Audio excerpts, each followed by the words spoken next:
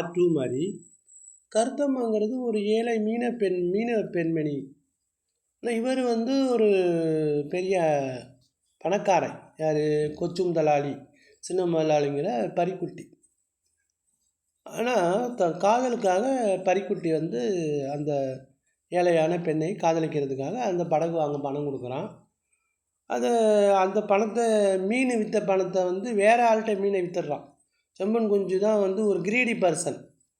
எப்படியாவது போட்டு வாங்கணும், பணக்காரன் தானே எய்ம். சொல்ல காப்பாற்றுங்கிறது அவனோட எய்ம் இல்லை இல்லையா? அதனால் இந்த பரிக்குட்டி பிகம்ஸ் பேங்க்ரப்ட்னா திவால் ஆயிரும். Is filled with debts, ridden with debts. DBT டெட்னா கடன். செம்மன் குஞ்சுக்கு ரெண்டு பொம்பளை பிள்ளைங்க இருக்காங்க. மூத்த பெண்ணு பேர் கருத்தம்மா, ரெண்டாவது பொண்ணு பேர் பஞ்சமி. இந்த மாதிரி சொல்லியிருக்காங்க. செம்பன் குஞ்சுக்கு 2 மனைவி. இந்த சக்கி அதில் இறந்து போயிடுறா. சக்கி இறந்து போனோன்னா இன்னொருத்திய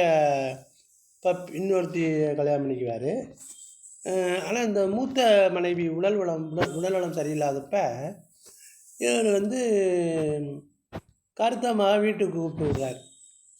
Karuthamma loves Pareekutty during starlight nights. இந்த படத்தில் வந்து பார்த்திங்கன்னா ஸ்டார்லைட் நைட்ஸ் அப்படின்னு அந்த நட்சத்திர ஒளியில் பரிக்குட்டி வந்து இனிமையான பாடல்களை பாடிக்கிட்டு இருப்பான். கருத்தம்மா வந்து அந்த பாடல்களை கேட்டுக்கிட்டு இருக்க மாதிரி அந்த ஒரு ரொமான்டிக் சீன் வந்து அதில் க்ரியேட் பண்ணியிருப்பான். Karuthamma loves Pareekutty during starlight nights. ஸ்டார்லைட்டுன்னா நட்சத்திர ஒளி, இரவு அப்படியே இருக்குது. பரிக்குட்டி would sing melodiously.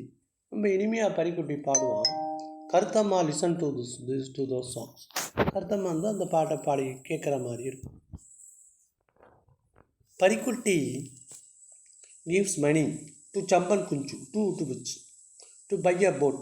ஒரு போட்டு வாங்குறதுக்கு பணம் கடன் கொடுக்குறான். அந்த கண்டிஷன் என்ன கண்டிஷன், நிபந்தனை என்னன்னா, he would sell the catchனா அந்த மீன் பிடிக்கிறத பரிக்குட்டிக்கு கொடுத்துடணும். செம்பன் குஞ்சு இன்னொரு போட்டும் வாங்கிட்டான். இன்னொருத்தன்ட்ட போய் போட்டு வாங்குகிறான். அந்த போட்டு 2வது போட்டுக்கும் அவன் ஓன் ஆகிடுறான். பரிக்குட்டி வாஸ் பேங்க்ரப்ட்னா திவால் ஆகிடுறது. சுத்தமாக காசு இல்லாமல் Pareekutty was bankrupt and ridden with debts. டெட்டுனா கடன். இப்படி இருக்கும்போது பரிக்குட்டியை வந்து இது கருத்தம்மா வந்து பழனிக்குங்கிறவனுக்கு கல்யாணம் பண்ணி கொடுத்துறான். கருத்தம்மாவை வந்து பழனி கல்யாணம் பண்ணி கொடுத்துட்றாங்க. அவங்க 2 பேரும் நேர்மையான முறையில் சேஸ்டாக குடும்பம் நடத்துகிறாங்க. கருத்தம்மாவும் பரிக்குட்டியை மறந்துட்டு பழனியோட ஒரு ஆம்பளை பிள்ளையோட குடும்பம் நடத்திக்கிட்டு இருக்கா. இதில் என்ன ஆச்சுன்னா, இந்த செம்பன் குஞ்சுடைய 2 மனைவி சக்கிக்கு உடம்பு சரியில்லாமல் போகும். அதை வந்து பார்த்துக்கிறதுக்கு கருத்தம்மாவை கூப்பிடுவான். கருத்தம்மா வர முடியாது, என் கணவனை விட்டுட்டு வர முடியாதுன்னு சொன்னோன்னே, நீ என் பொண்ணு இல்லைன்னு டிஸ்ஓன் பண்ணிடுறான். டிஸ்ஓன்னா தன் பையனையோ மகனையோ டிஸ்ஓன் இல்லை, குழந்தையோ பையனோ இல்லைன்னு சொல்லி தான் டிஸ்ஓன். சரின்னு கருத்தம்மா தனது அம்மாவை பார்க்க வர்றா. இந்த அம்மாவை பார்க்க வரும்போது பரிக்குட்டி பேங்க்ரப்ட் ஆகி, அதாவது தான் பணத்தை எல்லாம் இழந்து போய் அவன் அந்த கருத்தம்மாவோட ஞாபகத்தில் இனிமையான பாடல்களை பாடும்போது அவளுக்கு வந்து அந்த பழைய காதல், இந்த old love blossom, old flower bloomed, பழைய காதல் மலர்ந்தது. 2 பேரும் சேர்ந்துறாங்க. யாருன்னா பரிக்குட்டியும் கருத்தம்மாவும் 2 பேரும் செக்ஷுவலி யுனைட்டட். அப்போ மித்துனா கதை, கற்பனை கதை என்னன்னா,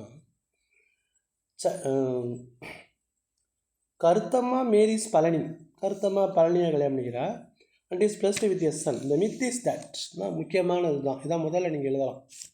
த myth is that if a girl commits adultery, if a girl இந்த ஃபிஷிங் கம்யூனிட்டின்னு அர்த்தம்.